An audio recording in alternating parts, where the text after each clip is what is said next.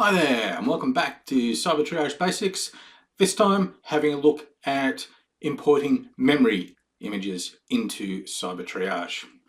So, the way it works, pretty straightforward. You conduct a memory collection on your target system that will need to be done with a third-party tool. Cyber Triage does not collect memory images, but there are lots of good tools out there. Once you have that memory image, you load it into Cyber Triage. Couple of things to be aware of when working with memory images. As I mentioned before, they must be acquired using a third-party tool. Cyber Triage uses Volatility version 2 across the memory image, and then uses a bunch of modules that basically match a lot of the information that we present by standard within Cyber Triage. Presentation of the image and what you see will be a little different to what you are used to seeing if you're just conducting a live examination via Volatility. Memory does provide us with some additional information, especially if efforts have been made to conceal malicious activity and you maybe have memory resident malware.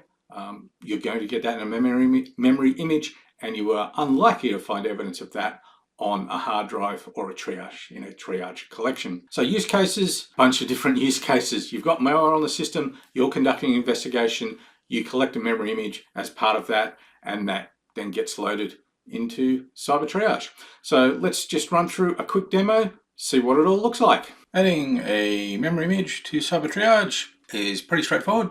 Start with add new host, go to memory image, enter our display name, and then select our source file. In this case, we're looking at a memory dump. In terms of the profiles, you can specify them if you want, and you know exactly what you're dealing with. If you don't specify it, we will try and figure it out for you. Other thing to note, full scan is not available. Obviously, we're not dealing with a collection of files, collection of operating system artifacts. We're dealing with memory, so we're going to be slightly more restricted and limited in what we're doing. Key thing here is hashes from any processes that are pulled out of memory are unlikely to match the hash of the file as it was actually stored on disk. So we're also unlikely to match hashes within reversing labs. And we're then good to go. It will take a little time. So in this case, since we're going for the auto detection, it's going to take a little bit of time to get that found and detected.